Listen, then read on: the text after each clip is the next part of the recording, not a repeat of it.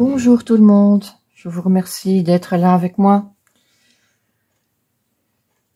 J'ai commencé un nouveau carnet, créatif évidemment, c'est un vieux carnet d'un étudiant. Je pense que le carnet date début 20e siècle. Vous voyez comme l'écriture est minuscule. Et j'ai déjà fait, voilà la couverture, j'ai déjà fait une double page et je vous explique un peu comment j'y suis arrivée. Sur la page de gauche, il n'y avait pas encore de texte. Sur la page de droite, il y avait un texte comme ceci, que j'ai recouvert d'une couche de gesso blanc. Gesso blanc qui est légèrement transparent, donc on devine encore l'écriture à travers, ça j'aime bien. Et ensuite, pour créer une page de carnet créatif, il y a deux possibilités.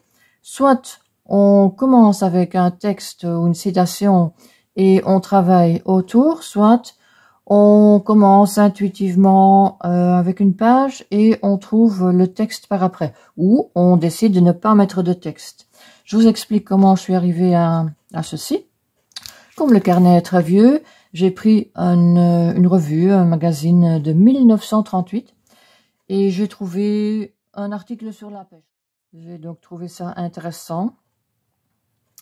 Ensuite, voilà, je me suis rappelé un souvenir personnel où à un moment donné, j'ai perdu justement l'amitié de quelqu'un et je n'ai pas compris pourquoi.